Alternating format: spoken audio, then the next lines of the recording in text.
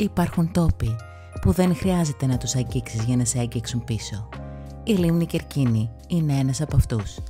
Ένας καθρέφτης της φύσης και ένας καθρέφτης της δικής μας ευθύνης απέναντί της. Λαβέρα σημαίνει αλήθεια. Και η αλήθεια είναι πως η φύση δεν μας ανήκει, αλλά μας φιλοξενεί, όπως επίσης μας χαρίζει και άπειρη ομορφιά.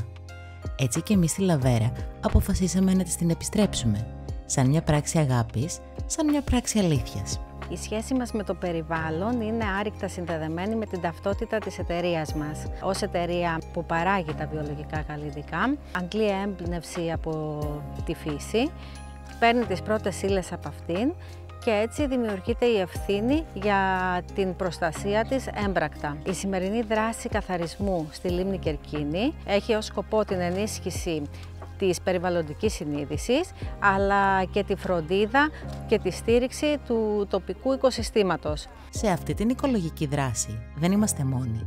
Είμαστε πολλοί. Είμαστε οικογένεια και έχουμε μαζί μας τα πιο φωτεινά πρόσωπα. Η λίμνη Κερκίνη είναι μία λίμνη με μεγάλη βιολογική αξία, γνωστή σε όλο τον κόσμο για την πλούσια βιοποικιλότητα που φιλοξενεί και φυσικά προστατεύεται σε παγκόσμιο, σε ευρωπαϊκό και σε εθνικό επίπεδο. Η εταιρεία με εθελοντές αποφάσισε να συνδράμει με δράση καθαρισμού. Είμαστε ιδιαίτερα ικανοποιημένοι και χαρούμενοι που τους φιλοξενούμε και βοηθούμε και εμείς σε αυτή τη δράση.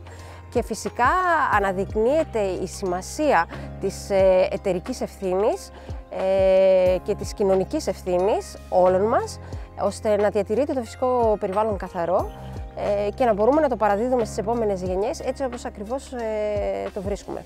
Το 2025 για την Λαβέρα φέρνει μαζί του μια αποστολή. Δενδροφυτεύσεις, καθαρισμοί, εκπαιδευτικά προγράμματα. Το 2025 η Λαβέρα βρίσκεται on a green mission.